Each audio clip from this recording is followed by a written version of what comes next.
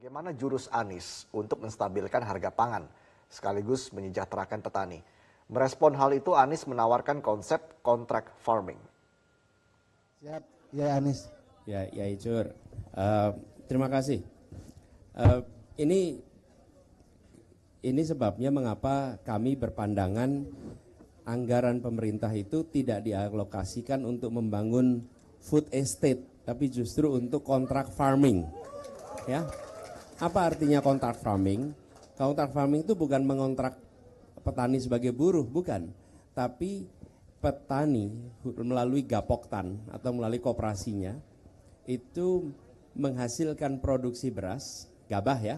Kemudian ada pembeli yang memiliki kontrak kerja selama tahun yang disepakati. Kami pernah mengerjakan itu, ya Icur, di Jakarta. Jadi kami di Jakarta itu kan nggak punya sawah, tidak punya produksi beras. Jadi kami bekerja sama dengan Gapoktan, dengan koperasi, kerjasama kontrak 5 tahun, disepakati range harganya. Paling rendah berapa, paling tinggi berapa, selama 5 tahun. Nah dengan adanya kontrak itu, petani itu menanam dengan rasa tenang. Karena dia tahu sudah akan ada pembeli. Dan kami di Jakarta tidak khawatir karena kami tahu kami akan dapat pasokan dengan harga yang range-nya sudah disepakati. Lalu bagi petani, adanya kontrak itu, dia bisa mendapatkan kredit untuk mekanisasi pertanian. Dan dia bisa ke bank BRI unit desa, kalau sampai perlu pinjam, punya kontrak tuh. Bahwa akan ada yang membeli dengan harga yang sudah disepakati. Jadi kontrak itu menenangkan petani, menenangkan juga bagi kami yang membeli. Nah, itulah yang disebut sebagai contract farming. Farmers work hard to produce healthy and nutritious food that reaches our plate. IFIL works closely with farmers to ensure they receive a fair price for their agricultural products. One way in which we do this is through contract farming. Contract farming is an innovative business model for the production and marketing of agri-food products. Producers and buyers agree in advance on terms and conditions regarding price, payments, quality, quantity, and delivery of the agri-food products. They may also specify production methods, input provision, financing, and technical support.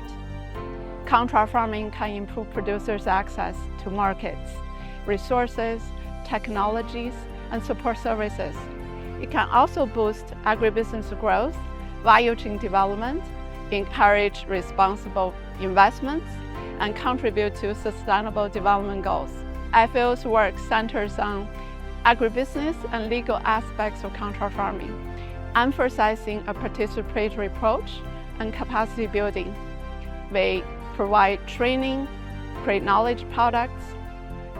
We offer guidance on legal, regulatory, and policy frameworks that foster enabling environment. We conduct feasibility assessment to aid decision-making on adopting and implementing contract farming and help countries develop pilot projects. Recently, we have supported Belize and Lesotho in these endeavors. Partnering with farmers is key to creating robust and sustainable agri-food systems. Contract farming helps us to achieve this.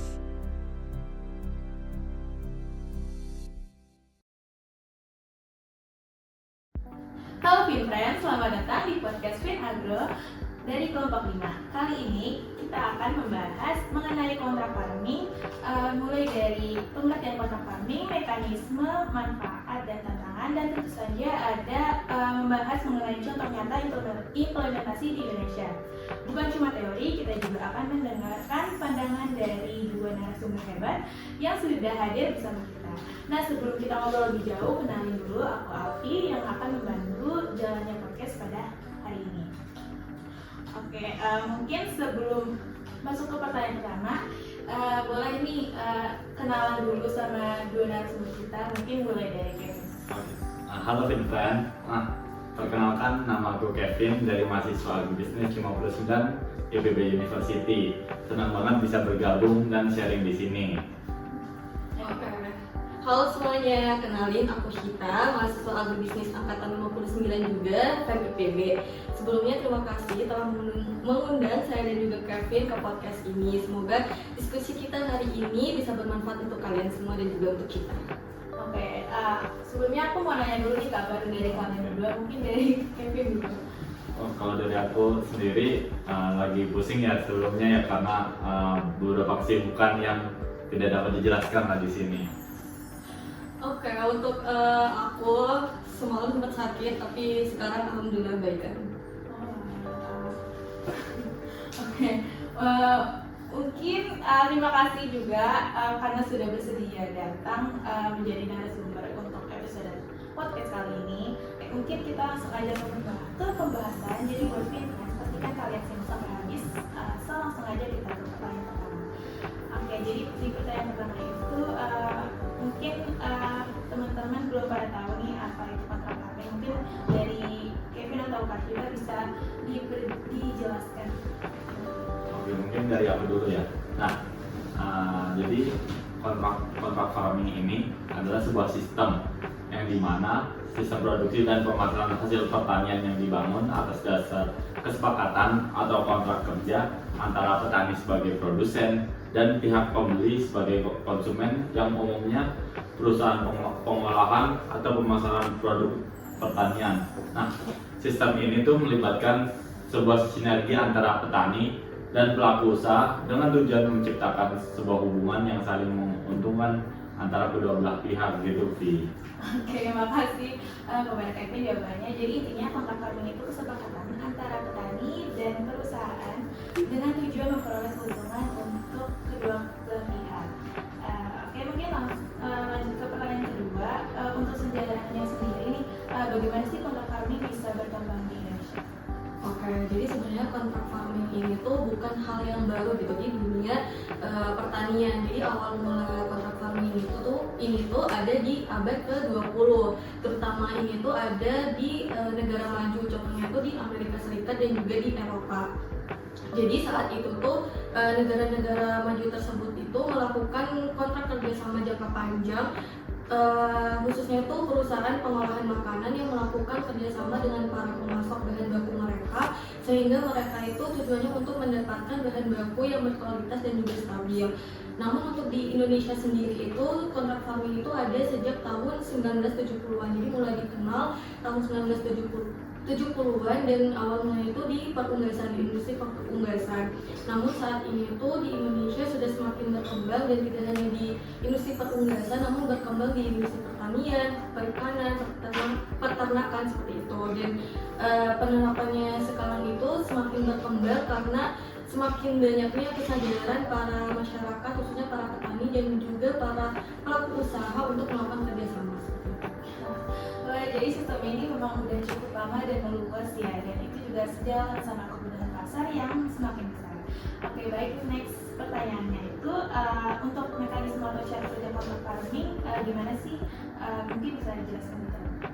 Oke, mungkin aku izin menjelaskan ya. Jadi mekanisme kontrak farming itu awalnya pasti mereka akan membuat kontrak antara para pelaku, antara perusahaan dan juga para petani, di mana kontrak tersebut tuh mereka akan menentukan dari jumlah produksi, harga dan juga beberapa kewajiban untuk masing-masing kedua belah pihak seperti itu. Dan lalu ada perusahaan yang menyediakan input dan juga bantuan berupa teknis untuk para petani dalam melaksanakan fungsi penanaman nantinya seperti itu. Dan lanjut ke proses penanaman, di mana para petani itu akan diawasi dalam proses penanaman agar kualitas yang dihasilkan sesuai dengan kesepakatan di awal seperti itu. Dan setelah proses penanaman akan ada proses panen, di mana mereka akan mengumpulkan dan juga akan didistribusikan ke para pihak perusahaan mereka seperti itu, dan akan dilakukan proses pembayaran, di mana proses pembayaran ini tuh sesuai sama kesepakatan mereka harganya yang sudah ditentukan di awal seperti itu.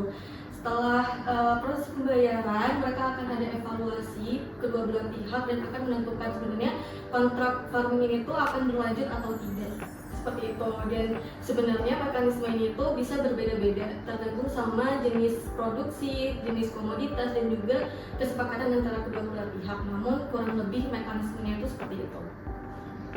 Oke, jadi semua yang dilakukan harus sesuai kesepakatan yang kedua. Jadi kesepakatan yang dibuat biar tujuan kedua pihak tercapai. Nah, ada hal menarik dari yang tadi dijelaskan kalau perusahaan bisa menyediakan input dan dukungan untuk pertanian. Itu termasuk salah satu manfaat yang diperoleh petani apa? Nah, kalau dari yang Alfi sebutin tadi, ya benar, itu merupakan salah satu manfaat yang diterima petani melalui sistem kontrak farming. Nah, kalau dari sisi perusahaannya, biaya investasi dan operasional petani ini akan menjadi lebih rendah. Nah, selain itu, petani juga memiliki kepastian pasar akibat dari kontrak farming tersebut. Jadi, dari perusahaan yang melakukan kontrak farming dan petani tersebut memiliki kesepakatan yang disepakati di awal sehingga hasil pertanian dari petani yang dihasilkan oleh petani itu dapat ditampung oleh perusahaan yang bekerja sama dengan petani tersebut. Terus juga petani dapat memperoleh atau memperkuat posisi tawar petani di pasar dan mendapat kepastian harga karena harga sudah disepakati di awal pada saat kontrak itu disepakati, yang membantu petani menghindari fluktuasi harga yang sering terjadi di pasar, khususnya di pasar pertanian. Nah, tidak hanya itu ya, di pembiayaan pada akses ke teknologi juga memiliki banyak bantuan, seperti banyak perusahaan yang memberikan modal atau pembiayaan untuk input pertanian serta teknologi yang bisa meningkatkan produktivitas dari pertanian itu sendiri. Sedangkan manfaat bagi perusahaan yaitu mereka mendapatkan jaminan pasokan produk dari petani yang sesuai standar dan spesifikasi yang dibutuhkan oleh perusahaan, serta kemudahan dalam perencanaan produksi dan pemasaran. Wah, menarik banget ya ternyata kontrak farming ini, karena kedua pihak sama-sama menguntungkan dan perusahaan bakal dapat pasokan yang konsisten tanpa punya lahan sendiri, sedangkan petani itu bisa dapat input sama bantuan mengenai pelatihan dari perusahaan.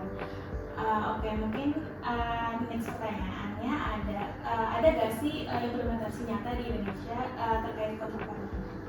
Nah, tadi yang udah dijelasin sama Alfi, masih tadi awal-awal. Nah, kontrak farming ini udah berdiri di tahun 1970-an. Nah, kalau di Indonesia sendiri sudah pasti ada. Nah, sektor perkebunan itu jadi salah satu yang sukses dalam menerapkan kontrak farming, terutama pada komoditas kelapa sawit. Perusahaan seperti PT Astra Agrolestari berhasil bekerja sama dengan petani plasma untuk menghasilkan kelapa sawit yang berkualitas sehingga meningkatkan dari pertanian dari kelapa sawit itu sendiri. Kerjasama ini memastikan pasokan dari kelapa sawit yang stabil bagi perusahaan serta memberikan keuntungan bagi petani berupa penyediaan input, pemberian edukasi, dan pendampingan teknis, Alfi.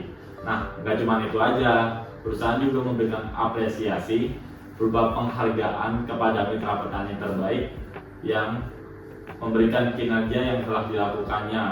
Dengan adanya apresiasi ini diharapkan dapat memberikan motivasi serta mempererat hubungan antara perusahaan dan juga mitra petaninya. Oke, aku izin menambahkan penjelasan dari Kevin. Sebenarnya PT Astra Agrolestari ini tuh juga mengembangkan mitra yang berfokus pada kebutuhan petani dengan memberikan imbalan TBS tandan buah segar kepada para perusahaan. Dan saat ini PT Astra Agrolestari itu memiliki 6 jenis program kemitraan yang diberikan kepada mitra petani mereka yang untuk membantu mereka sesuai dengan kebutuhannya gitu. Nah, salah satunya itu mereka menyediakan customer care, di mana customer care ini itu bantuan kepada para petani yang membutuhkan kebutuhan apapun sesuai kebutuhan mereka seperti itu. Lalu juga PT Agrolestari ini itu karena saat ini di era pasar global yang isu tentang keberlanjutan itu kan semakin tinggi ya. Jadi PT Astra Agrolestari ini itu memberikan pembinaan kepada mitra petani mereka untuk seputar tata kelola perkebunan yang baik, sehingga nantinya produksi yang mereka hasilkan itu berkelanjutan dan juga memenuhi standar internasional. Dan sebenarnya di Indonesia sendiri itu tak hanya PT Astra Agrolestari, ada banyak perusahaan yang telah melakukan kontrak farming seperti itu. Contohnya itu juga ada di PT Food Station Cipinang Jaya, di mana mereka itu melakukan kontrak farming kerjasama dengan beberapa daerah pertanian di Indonesia, salah satunya itu kalau nggak salah Lampung, untuk memasok beras ke Jakarta seperti itu. Dan juga ada Chicken Indonesia yang melakukan kerjasama dengan para peternak ayam broiler. Cuma nggak cuma perusahaan BUMN, khususnya juga Bulog itu melakukan kontrak farming dengan para petani beras untuk memastikan pasokan beras lokal seperti itu. Dan mungkin untuk kalian yang ingin tahu contoh yang lain, bisa kalian search aja di Google, itu bakalan banyak contohnya dan juga penjelasannya yang lengkap. Wah, keren banget, ternyata udah banyak perusahaan yang mengimplementasikan kontrak farming. Jadi perusahaan itu nggak cuma menganggap petani sebatas mitra transaksional, melainkan juga sebagai fitur penting yang lekat dengan perusahaan. Nah, untuk perusahaan juga bisa mendapatkan kerugian yang diinginkan dengan adanya program yang disediakan mereka untuk petani.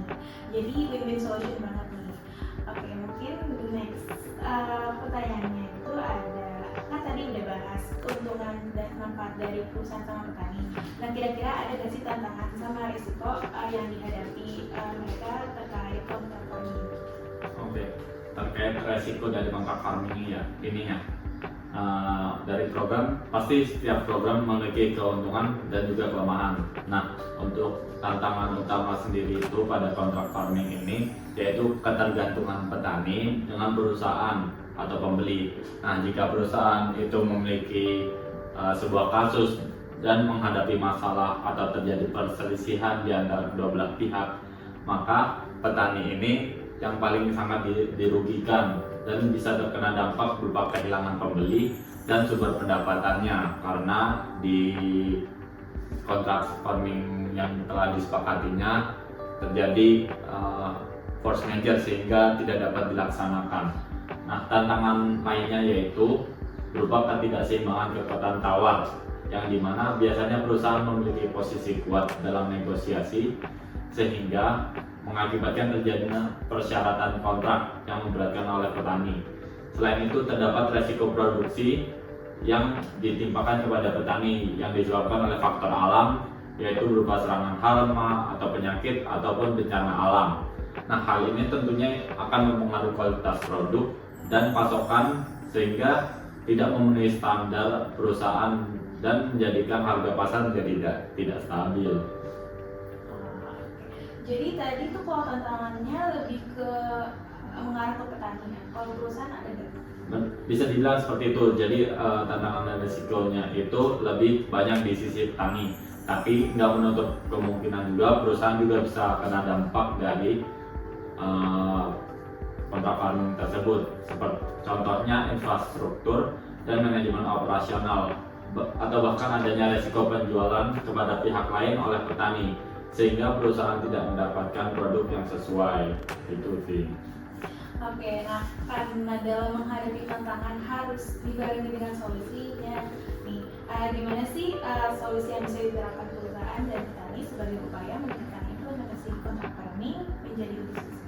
Oke, mungkin untuk solusinya itu bisa melalui edukasi, di mana edukasi ini tuh bisa diberikan ke petani berupa bagaimana cara negosiasi yang benar dan juga terkait dengan literasi kontrak, karena kita tahu bahwa literasi keuangan, literasi para petani itu masih cukup rendah ya, jadi perlu adanya edukasi. Dan juga untuk mengurangi adanya edukasi ini itu untuk mengurangi kerugian akibat adanya resiko yang dibebankan kepada para petani. Dan juga perlu adanya pihak ketiga sih menurut aku gitu. Pihak ketiga ini tuh bisa berupa pemerintah, di mana pemerintah ini tuh bisa mengawasi dan juga melindungi kedua belah pihak jika terjadi hal-hal yang tidak diinginkan seperti itu. Nah, mungkin aku juga ingin nambahin juga ya jawaban dari Mas Sita ya.